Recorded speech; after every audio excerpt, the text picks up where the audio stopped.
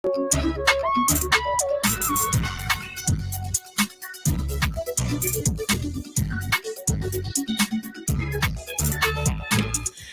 and welcome to another edition of Sports Talk. It's the first show for the month of May. It is Saturday, May 6, 2023.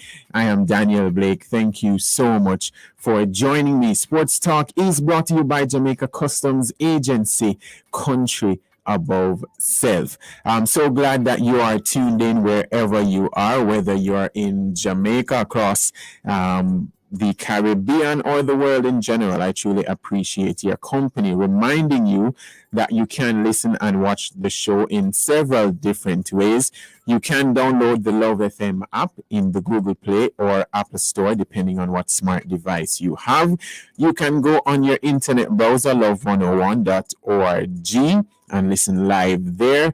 You can go on your radio if you're in Jamaica, the old-fashioned way, as we like to say it, on Love 101.1 all the way to 101.9, depending on where you are in the country. And if you want to see what's going on, you can go on Love FM Jamaica's Facebook and YouTube pages, and I'm live there right now. So good afternoon, or good morning, or good night to wherever you are. And you can interact with me throughout the show. On WhatsApp, it's 876-997-3125. That's 876-997-3125. So you can leave your comments there, or if you're watching on YouTube and Facebook, you can leave it in the comments section. So for those who don't know, May is what am I saying again? It's not the start. The entire month of May is Mental Health Awareness Month. And we know that there are a lot of people who are struggling with mental battles, illnesses, challenges throughout the world. And especially some of our athletes, not just our Jamaican athletes, but athletes around the world. So we want to have a discussion about that, and very shortly, the president and the founder of Elite Sports Psychology and renowned sports psychologist, Dr. Jason Scott Hamilton, he will be joining the show. We have a lot to talk about in terms of mental health and athletes. So stay tuned for that. And then later on, we will be playing a video feature with some of the world's best athletes who have gone through their own mental struggles, being very open with several different mental struggles, including depression, disorders, those type of things. So it is something that a lot of people struggle with. I know that a lot of us, the listeners, even though we aren't high-level athletes, you know, we are all humans. We all have that in common. And, you know, just to know that athletes who, you know, in our eyes are so successful in what they achieve and what they do, to know that they still struggle is extremely tough. So we will be just focusing today on all that. And if you have any questions or anything regarding that, please leave it in WhatsApp on 876-997-3125, and we will ask those questions to Dr. Hamilton, and we will do so much more. So usually we would have my monologue to start the show and the sports bits, but because Dr. Hamilton is giving us his time, and we know it's very precious, we're going to do that shortly. So we're going to take a very, very short break, and when we come back, we will start our discussion. So please stay with us right here on Sports Talk, right here on Love FM.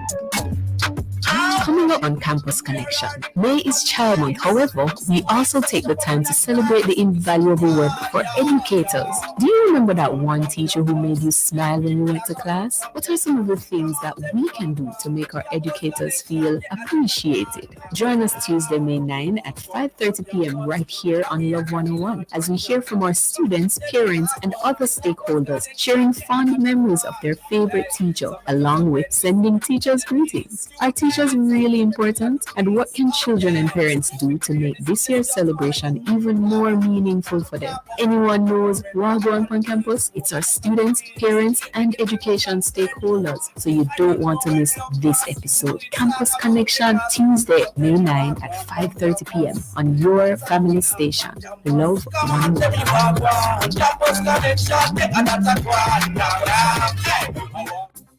Every Wednesday at 11 a.m. on Love 101, you're invited to listen to Good Morning Minister, a weekly feature where government ministers will speak about the development in their various ministries. Listen for the updates and have your questions and concerns ready to share inside Good Morning Minister as the Minister of Information, Robert Nesta Morgan, and a guest minister or agency head discuss the issues and take your questions and suggestions. Get ready to call in during Good Morning Minister, 11 a.m. on Wednesdays, right here on Love 101, the family station. You're tuned to Love 101, the family station.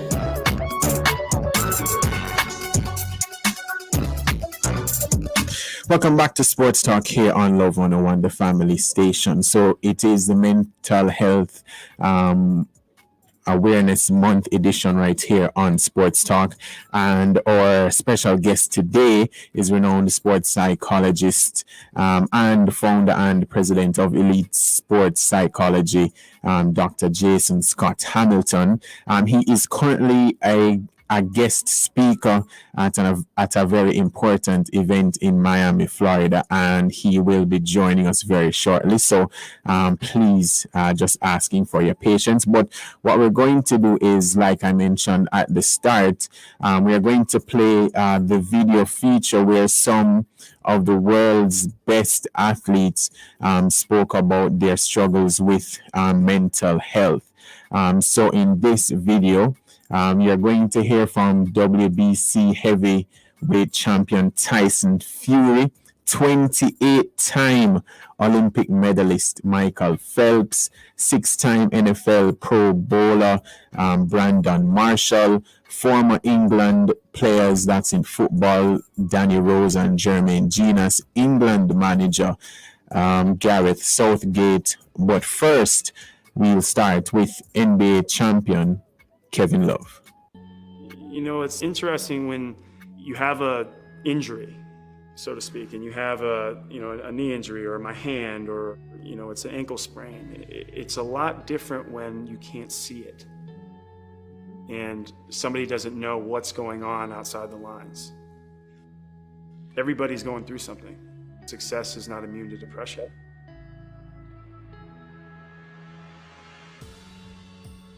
So Kevin, you are now the new face of mental health in the NBA. Mm-hmm. How does that feel? At first, it was a little scary. I think from suffering with anxiety and depression for a long time into having my first panic attack on November 5th and not really knowing what that meant to fast forwarding being here now, it's changed my frame of mind, and I really do believe in writing my piece that everybody is going through something. So knowing that it doesn't discriminate and knowing that I'm trying to change the stigma, not only for people in sports, but all over. And I remember talking to my agent, and he said, "Are you sure you want to do this? Because a lot of people are going to talk about it." I said, "Jeff, I don't know if anybody will, but just understand I'm trying to help people." He goes, "I get it. If you help one person, if you help one kid, it could be absolutely life-changing and groundbreaking for that kid." Let's talk about the panic attack for a minute, because that's when the world got a little glimpse of what was going on. So take us through what happened that night. Well, it was very scary for me because I have always had the anxiety, and like a lot of people, and either it's like, for example, you want to go to bed or you want to go to sleep and you think, I have a big game the next day. And so what happens? You plan your routine, you try to go to sleep, you get ready, and then you dig up the worst things that have happened the last 10 years for you.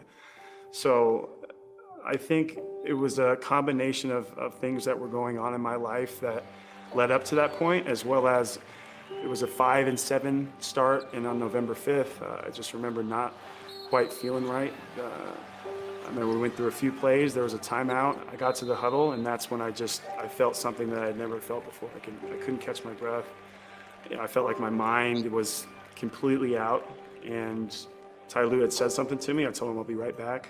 I ran in the locker room. I was essentially searching for something that I couldn't find. I didn't know this feeling, and then I just basically ran to our trainer's room, fell on the ground, collapsed, and my heart was jumping out of my chest, and I couldn't get air to my lungs, and essentially was trying to clear my throat, sticking my hand down my throat, trying to get myself Seriously? air. Yeah, so it was. Must have been terrified. It was terrifying. I thought I was having a heart attack. I really felt like I was going to die in this moment.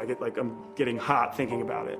It was a moment that nobody wants to have, but it was very eye-opening. And then going to the hospital after that, everything checked out, and I was basically thinking to myself, well, what happened?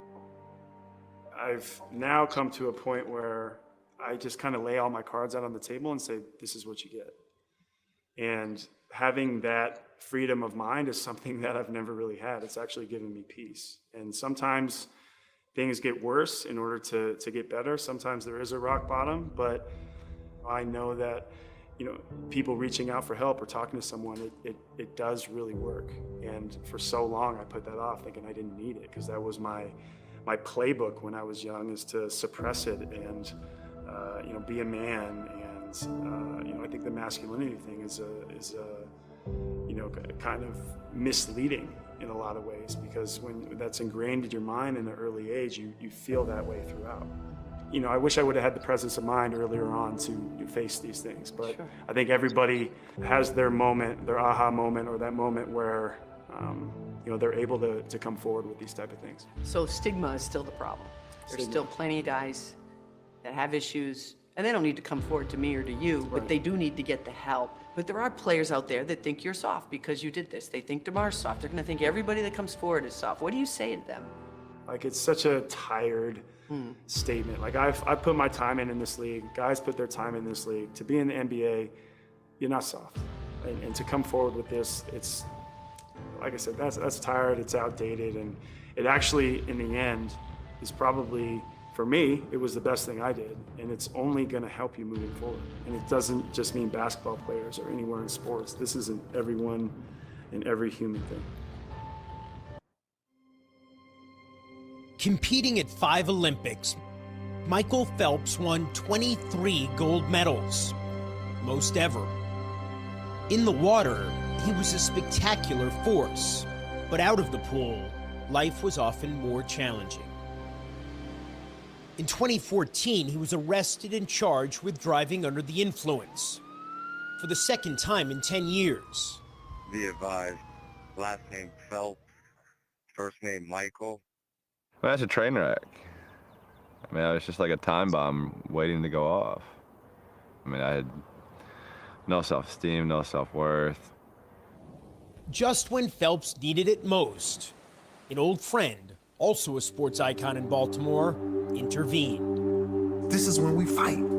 This is when real character shows up. Don't shut down, because if you shut down, we all lose. I mean, for a moment, I thought it was going to be the end of my life, literally.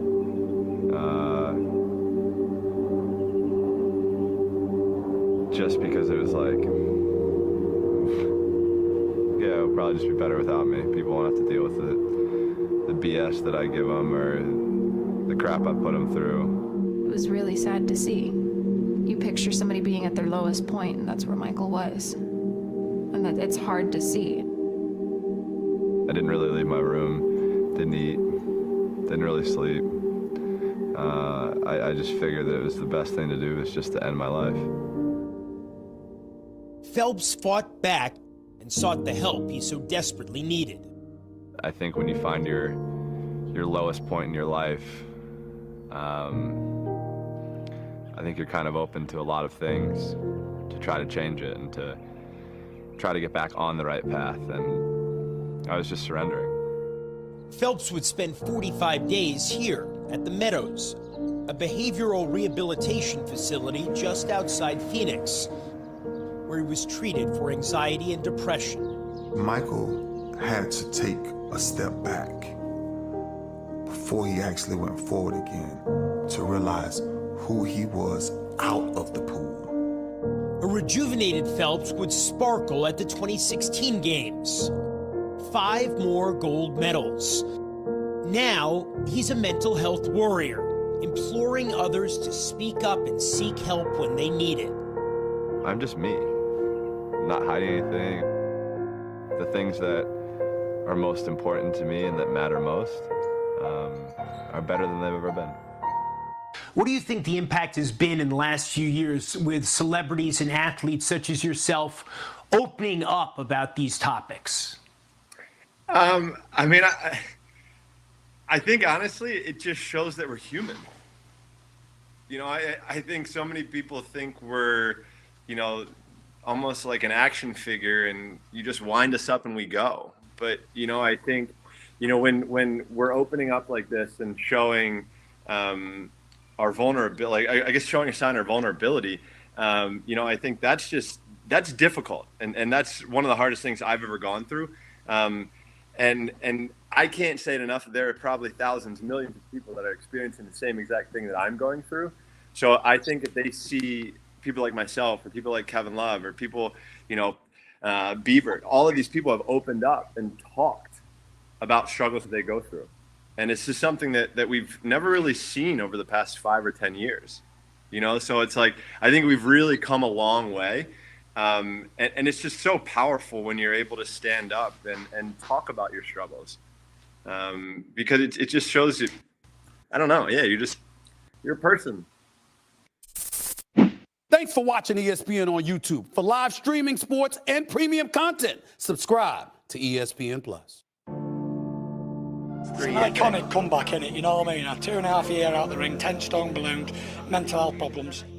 I just showed the world tonight, everyone suffering with mental health, that you can come back and it can be done.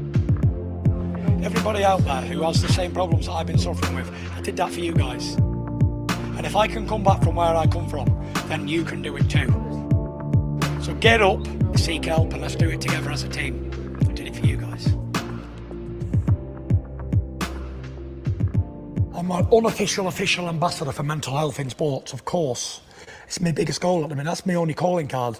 You know, that's mainly most of the reasons I'm back, is to show people who's living in darkness that there is a light at the end of the tunnel. If I can do it, anybody can do it. I'm no one special. I was a fat pig at nearly 28 stone, drinking and taking drugs on a daily basis. Changed my life around. I suffered with depression, up to the point of suicide, anxiety attacks, everything.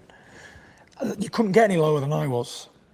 And here I am living proof that anyone can do it, because I'm back today telling the story and inspiring millions around the world.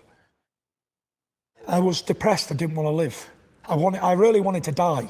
I wanted a date with the death man. In my mind, nothing was worth living for and everything was pointless. What's the point? What's the point earning money? What's the point being rich? What's the point being successful? What's the point having a family? What's the point breathing air? Everything that there was a point in doing, I had a question for. Big question mark at the side. I didn't see the point in it. Even being lineal champion of the world and winning all them belts and beating a great man in undefeated 11 years, it didn't have no meaning to it or value. I didn't value it. It wasn't an achievement for me. Nothing mattered. So when nothing matters, then I thought there's no point in living. I do want to die. And I prayed for death on a daily basis. I wake up in the morning thinking, why did I wake up this morning? Why didn't I die in my sleep? And if I tell that to my wife and my family, then they just break down and what is going on in this man's mind? It wasn't an easy 2 years. I look at people striving to do things and I think, you know what? Why? Why are you doing this? If I didn't want to do it, a man on top of the world with everything and so much more to gain, and I was thinking, I don't know how these people are doing day-to-day things and striving for nothing. I tried to drink myself to death. That didn't work. Apparently I can take a lot of alcohol. I did attempt to crash into a bridge at one time, and I pulled out last minute, and that was it really. I didn't want to jump in front of a train and hang myself. But I just hoped that I'd maybe have a heart attack or die in my sleep or something. I think a lot of people in sports are all suffering. I think there's a lot of people in the world suffering. and they need to know that help is out there, and you can get better. And there's no specific reason why you feel like this, because if you knew what was making you feel like this, you'd stop it. What helped me was having a routine and a purpose to live. After the Klitschko fight, I didn't say I had a purpose in life anymore, if that made sense. Didn't want to box anymore because I'd achieved everything. What was the reason for me to keep boxing? I didn't want to box. I hated boxing at that time. So after that, I never had no purpose. All I've ever done in my life is box. So when it comes that the boxing's gone, it was like, well, what else is there? I tried clay pigeon shooting, off-roading, I tried golf, I tried other sport, I tried everything really, but nothing really interested me at all. I never had no really passion for nothing. And then I wasn't training, and I trained all my life from being a teenager, like a young kid, on a daily basis. And when you don't train, you feel depressed. If I don't train now for a week, I cannot wait to get in the gym and train. If I don't train for any longer than a week, I'm depressed completely. But luckily with me in boxing, I had another lease of life, another will to live, another will to strive and have goals again.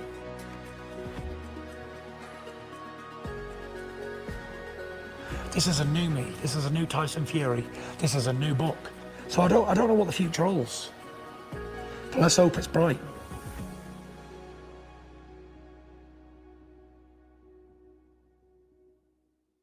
Brandon Marshall, wide receiver of the Chicago Bears, 5-time Pro Bowler.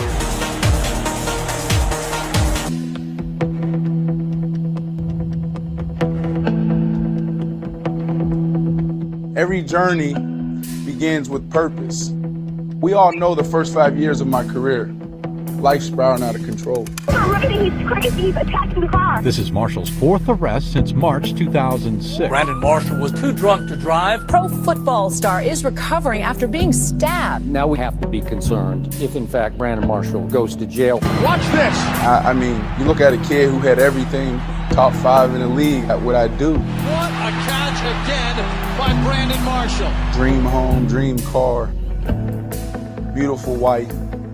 You know, I sat in my theater room in my dream home because it was the darkest place, and I sat in there day in and day out.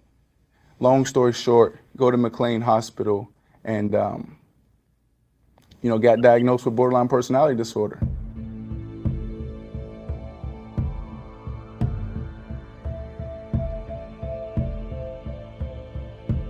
So I worked hard to figure this thing out, to conquer this thing, and I made it. But how many other people are out there that are suffering in silence?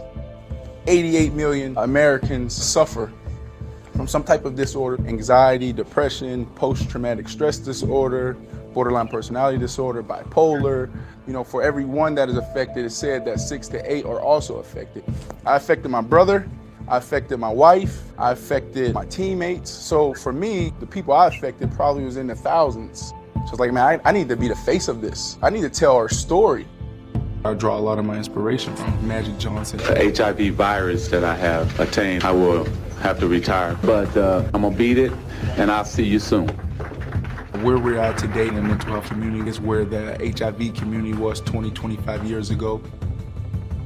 We have to break the stigma, and it starts with creating a conversation. I don't know,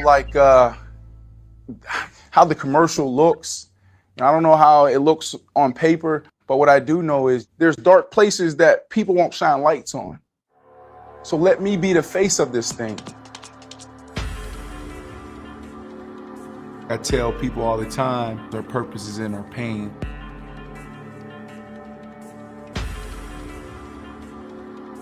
When the vision is big and the mission is big, your focus has to be even bigger. Danny, you've spoken really powerfully about being depressed. How did that manifest itself for you? It was just small things, really. 'Cause I was injured at the time, and it was my first serious injury. And, my team was doing really, really well, and I was just sat watching. You weren't part of it? I weren't part of it, and England were doing well, and I was going into training really angry. I didn't socialise for a really long time, away from football. I wasn't going out. I just didn't want to do anything, and I weren't sleeping as well. Looking to fall out with anybody, and so it's quite a downward spiral, really. Yeah, and then eventually I told my club doctor, and then he put me put me onto somebody, and and that's when they diagnosed me, and I was on medication. Do you think now, looking back, talking about it, was that the best decision you ever made? Yeah, if I hadn't have done that, then you just never know. Obviously my uncle, he committed suicide, and he did have mental health issues, and shows what potentially can happen if you don't confide in someone.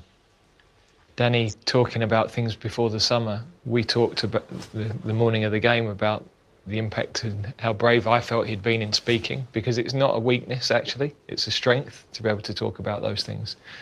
I don't think you realised how big an effect that was going to have on a wider scale, did you? No.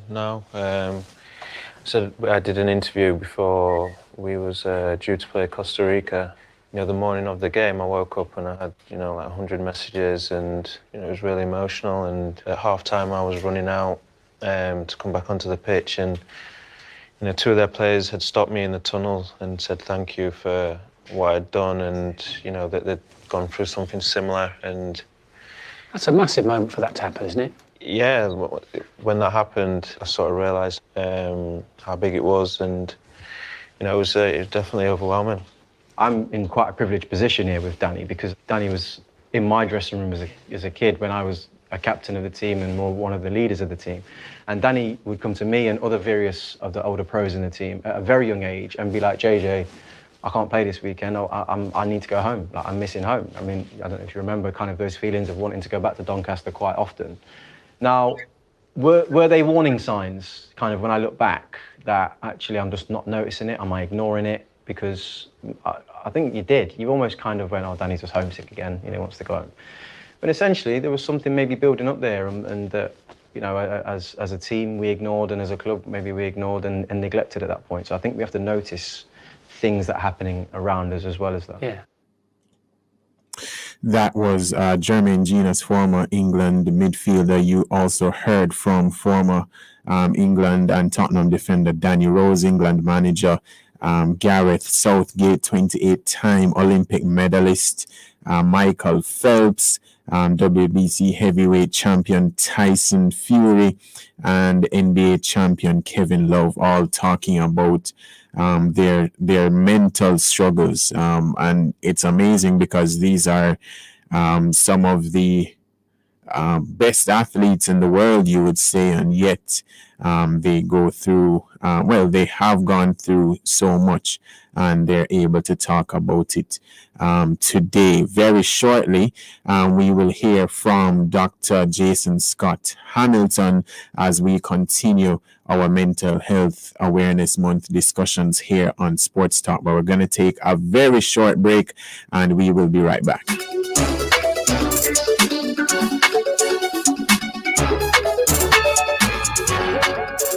Every time my son send the liquor ball for me, I have to go sit down and walk all day like me have nothing else to do. No, sir, you no fear do this. Tired of spending all day at the wharf to clear your barrel? Driver, turn up that the little bit for me there. Starting May 1, use contactless clearance to clear your non-commercial shipments and avoid the long wait. Call Jamaica Customs today at 876-922-51408 or email contactlessclearance@jca.gov.jm. But God goody, me I go call customs and learn about the contactless clearance. Help me out. Less waiting, more convenience. Try Customs contactless clearance today.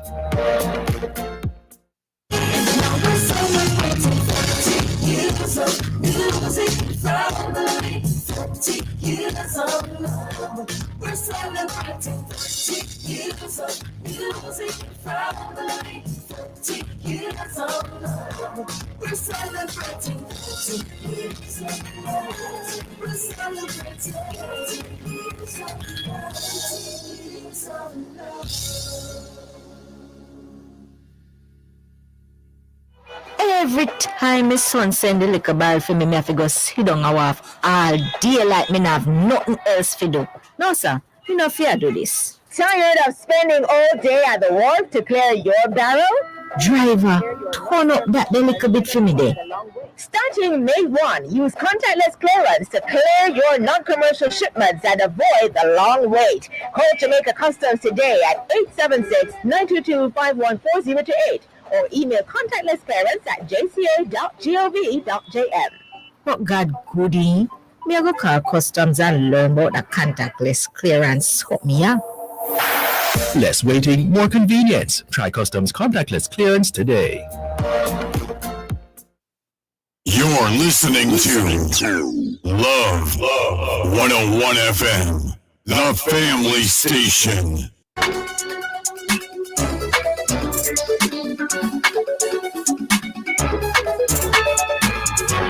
Welcome back to Sports Talk here on Love 101 FM. And remember, Sports Talk is brought to you by Jamaica Customs Agency, Country Above Self. May is Mental Health Awareness Month, and we have been talking about just how mental health and how it affects athletes and how they deal with it, as you heard that feature before.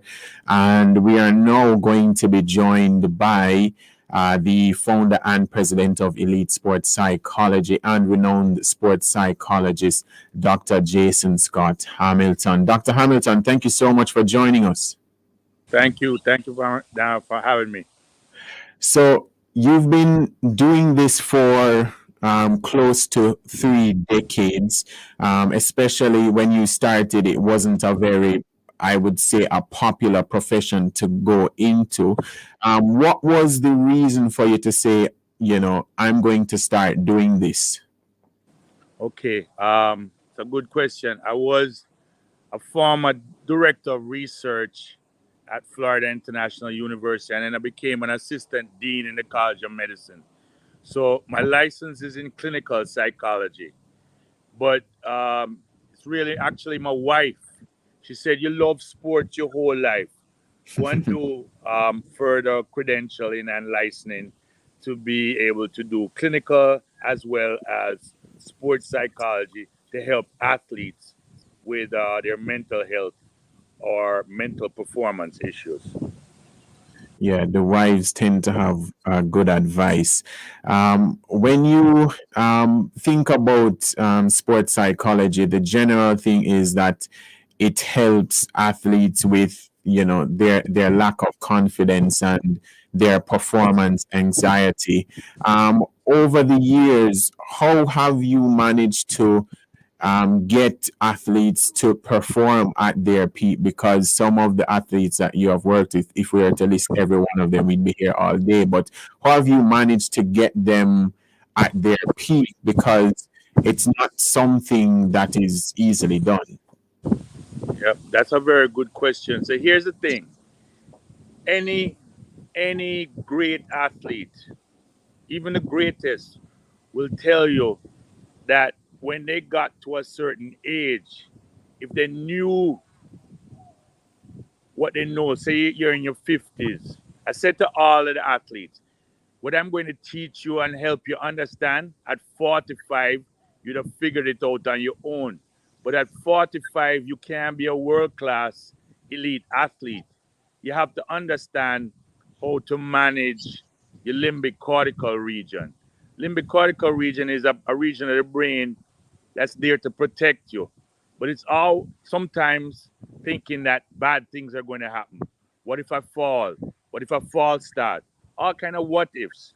And when you have the athlete able to manage that, just like you work on your physical and your technique, if you can manage your mind and you really understand how to take good care of your mental health, you give the problems that a young athlete, you give that problem to that athlete. When they're 50, the athlete will be like, wow, I can't believe that little thing was stressing me and causing me so much mental anguish.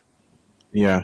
I was watching a podcast recently, and someone had mentioned that one of the reasons why, athletes tend to get so nervous and so forth, it's because they're thinking about failure rather than succeeding, because the way the mind works, it tends to think about the negative side first.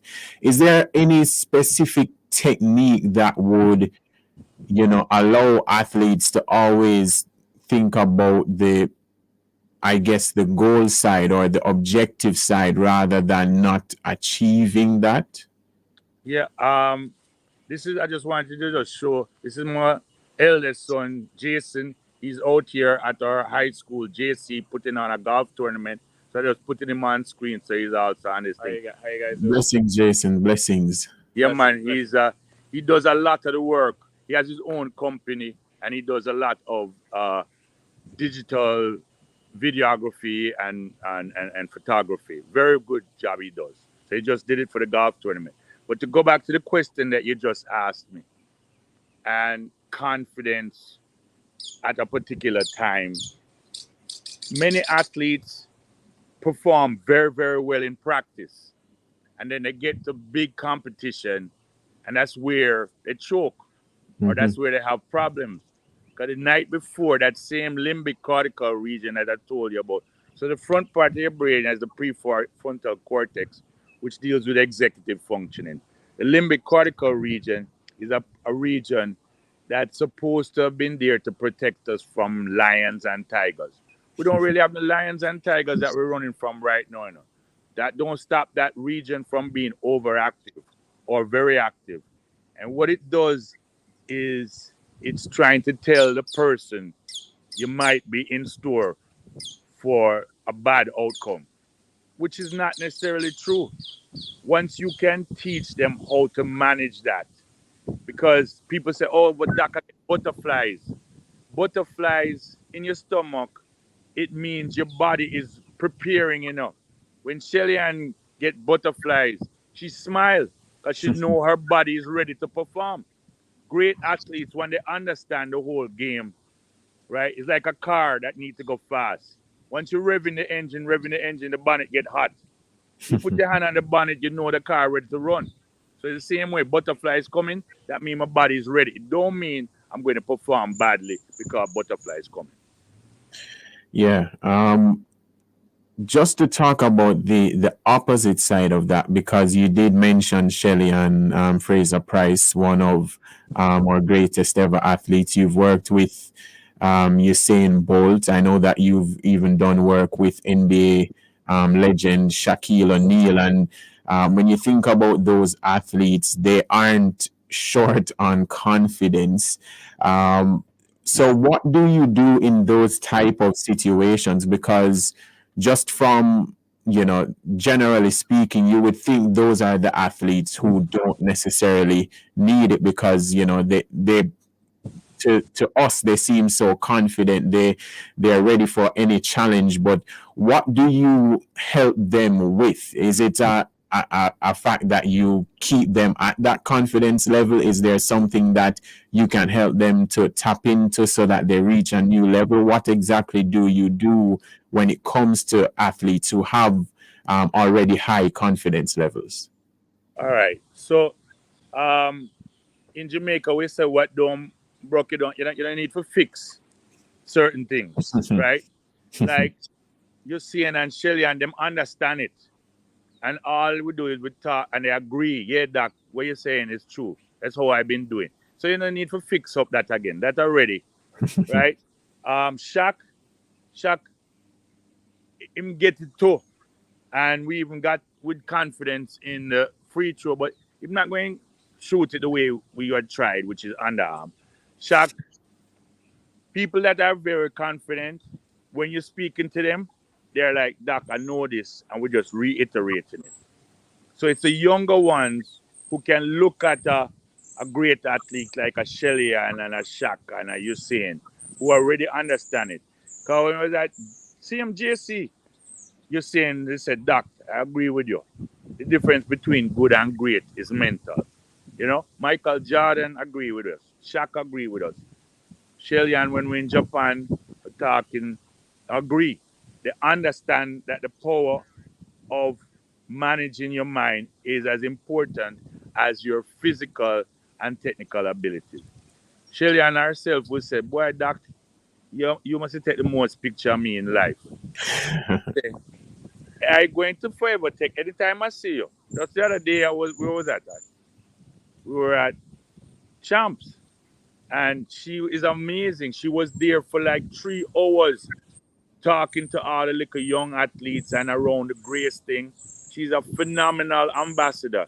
But I tell her, look, Shellyan, anytime you see me, no matter when I was in Birmingham, I take picture with you. When I'm in Japan, I taking picture with you. When I'm at the National Stadium. 'Cause I am not just Dr. Hamilton. I am a big fanatic of all of our Jamaican athletes. And I want them to help the younger ones coming up. This younger generation that they're seeing so much on social media and they're pressured so much on social media. You have a group that won the Olympic gold medal. If you look at it's one of my favorite pictures. It's all 4 girls that won the 4x100 in Tokyo. Then we get to Birmingham and people vex because certain people never in the team and then they're making the other one feel bad, and attacking her on social media. There is definitely much more need for us and more sports psychologists to help these young athletes go through what they need to go through because it's not easy. It is definitely not easy to compete for Jamaica. Jamaica Yeah. is a lot of pressure. It certainly is, and that leads me to ask, because all sporting associations require teams and competitions to have a medical person there for the physical need. But knowing all that has been happening over the years and knowing how important mental health is, do you think that these associations need to now make it mandatory for whether it's a sports psychologist or a counselor, those type of things, to be mandatory to be part of all these teams or athletes or so forth? Yeah, I'm very proud of the Jamaica teams and the Sports Medical Association, and they're seeing the importance of licensed clinical psychologists and sports psychologists. Jamaica is definitely doing yeoman's work, a much better job of this. Many times that we go and we're a part of the sports medical team, we're volunteering our services. Um, so yes, I know that FIFA recently had said it for when I put through the credit for the France World Cup. So FIFA is saying that all teams should travel with a sports psychologist. The Olympics are also saying it. Most of the international competitions are saying that part of the sports medical team needs to also be a sports psychologist or a clinical psychologist. Um, in our feature that we played earlier with a lot of the higher level athletes who in our eyes achieved so much, they spoke about being depressed, wanting to commit suicide, and you would think that achieving all these things would essentially bring them happiness, because that's what all athletes hope to achieve: trophies, medals, money to provide for your family, etc.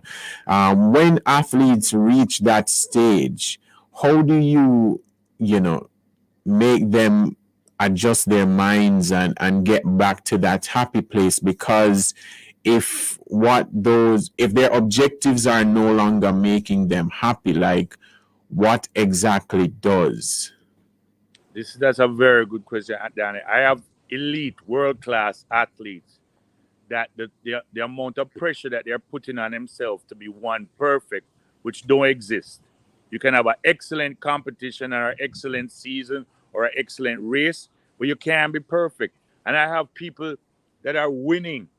They win and they're still not happy because the time that they wanted, right? There's always another variation that would make them happy.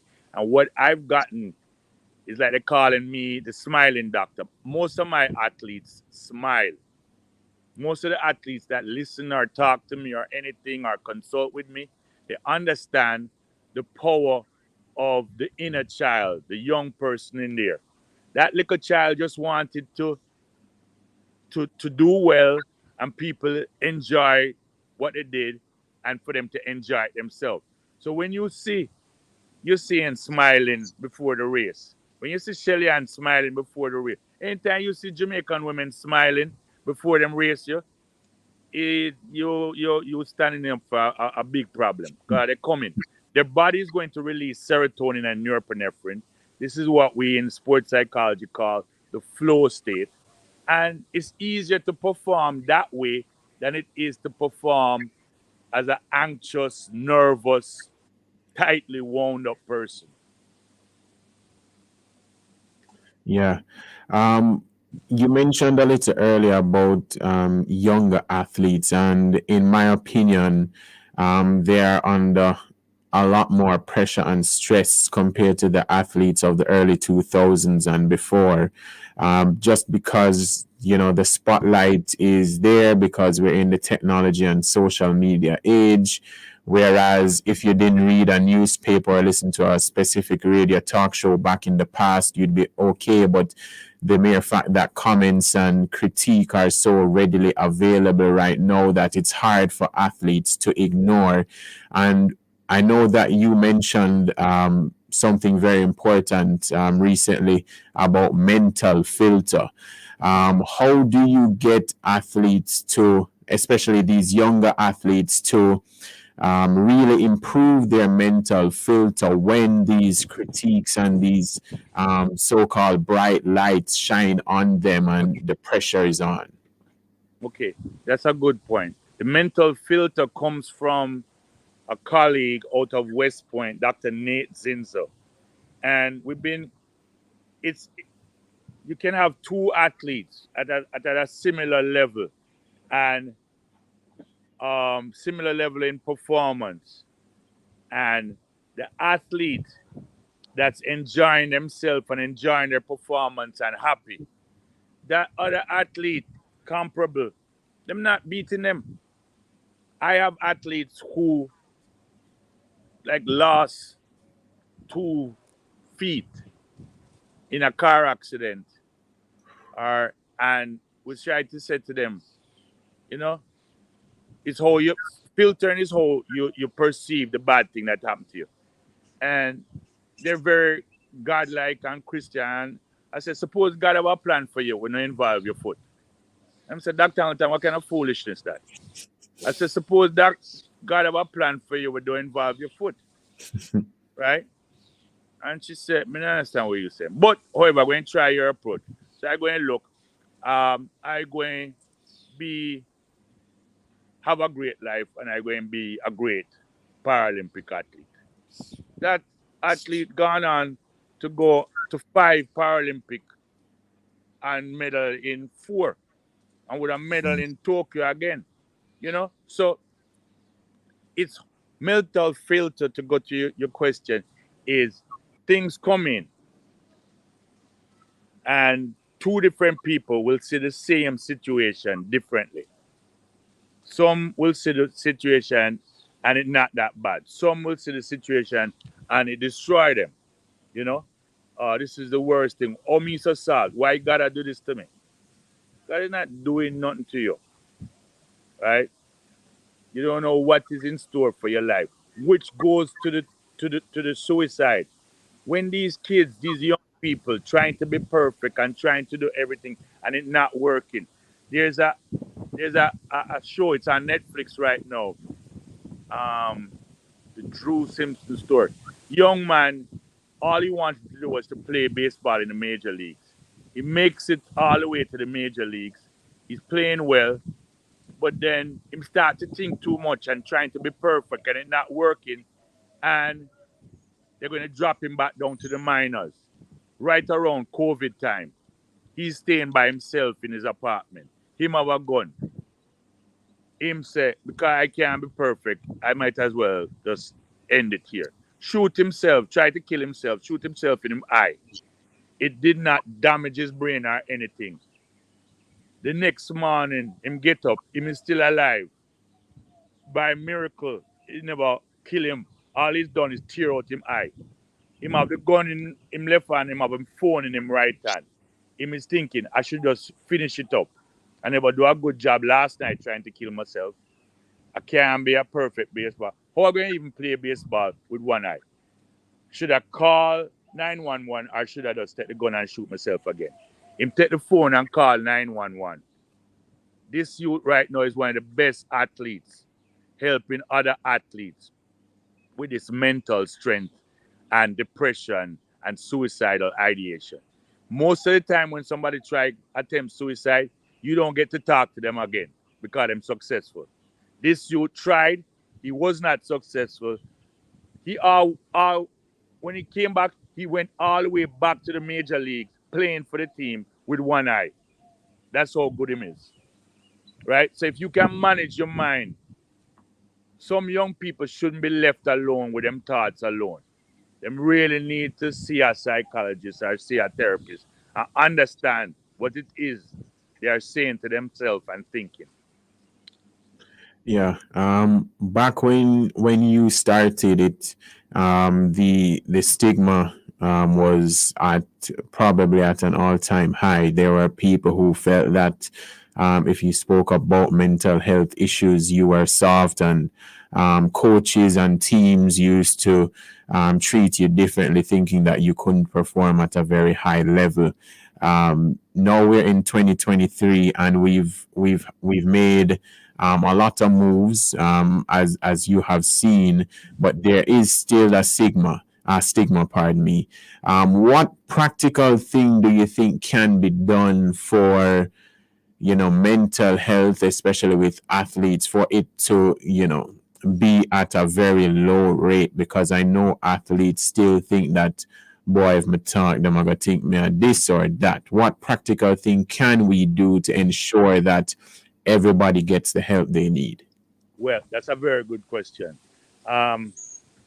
Simone, Naomi Osaka, Simone Biles, Meta World Peace. There's a bunch of top elite athletes pointing out the fact that addressing their mental health is as important as the physical. Meta World Peace is doing a lot better now because of all the help he's gotten. Simone is doing a lot better. Naomi is doing a lot better. I remember when I was finishing PhD in clinical psychology, I said, and I want to move back home to Jamaica. I said, Jamaican people now got to know clinical psychologists, So, and that also part of, so when I do sports psychology, it's all to the point where I'm a licensed clinical psychologist and sports psychologist. And sometimes I want to tell the people, look here, I'm just a mental coach. Because if I say psychologist, them say, but nothing wrong with me. Why I need to say a psychologist, right? There's a stigma. There definitely is that. And how to answer the question, how do we reverse that stigma? When more athletes realize that my performance is here, but my performance could be 10 times better if I understand how to manage my mind. And it will resonate with elite athletes, because it's the elite ones them. Like when Bolt is smiling and enjoying himself before the race. From me see my nose said done enough. For instance, Bolt's teeth. For instance, the man smile, race finish. You can get up and go get some water. Because by the time you come back, the race done and him win. From you see you saying Dr. Usain St. Leo Bolt smile. The race is finished. His body is going to release serotonin and norepinephrine. Don't believe he's not under pressure, Because Jamaicans, we are some funny people. If Usain Bolt went to every Olympic and world champion and get beer third, we'll go up and house and burn down that. We are not a easy people, right? We're very hard, very, very hard on our athletes. So he was under a lot of pressure. But what he realized, as much pressure as he was under, if him treat it just like any other day and enjoy it and treat it like practice, even though a million people, the whole world watching him, that's his gift. And he understood it. And when I talked to him, Him say, yeah, doc, what you're saying is true, right? Said it to me right up at 189 World Road, JC. Yeah, very powerful words there, Doc. If there are any athletes, coaches, or whoever listening or watching this and they want to come to you for your service, how could they get in contact with you? Because we know that you're a very busy man. Okay, so we work in Jamaica primarily, and I'm currently talking to you from a golf course in Miami.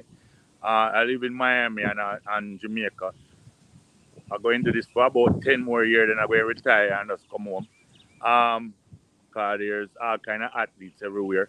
If they want to get in touch with me, they can text me at 786-226-5115, or they can go to my website, www.elitesportspsychology.com, or follow me on Instagram at drjshamilton or Elite Sports Psychology. And that's on Twitter and all the different social medias. But the quickest way to get in touch with me is to WhatsApp me again at that number, 786-226-5115. And I especially like to help Jamaican athletes. And it don't have to just be an athlete. It can be an entertainer. Entertainers have performance. When you have a performance issue, where you're feeling nervous about performing, yeah, you can text me and we can help. Thank you so much, Dr. Hamilton, and for all the work that you have done for our athletes. All the best. Hopefully, we'll get to speak again soon. And just enjoy your time at the golf course. I don't know if you're going to play a few holes, but just thank you again and truly appreciate your time. Anytime you want, you can link me and we'll talk. No, I don't do like a golfing thing. I play football. The best sport. All right, King. Bless All you. right, take care. That was Dr. Jason Scott Hamilton, renowned sports psychologist and president and founder of Elite Sports Psychology, just talking to us here as we celebrate Mental Health Awareness Month. And if you are out there and you are an athlete or a coach, involved in sports, or even if you're not, just advising you to get the help you need. I know that it is not the popular thing to do because you think that people are going to judge you or criticize you, but trust me, it really helps. It really works, and you will just be amazed at your performance levels. And again, not just in sports, but just in your job. Just speaking to a psychologist, a mental coach, a counselor, a therapist, whatever it is, you don't need to struggle in silence, So please get the necessary help that you need. And hey, I'm here to help in any way. So I'm here every Saturday, 1 to 2 p.m. On Love FM. Thank you so much for tuning in to Sports Talk. Truly appreciated your time. And remember, Sports Talk was brought to you by the Jamaica Customs Agency, Country Above Self. As always, please enjoy the rest of your weekend and the week to come. And as always, watch some sports.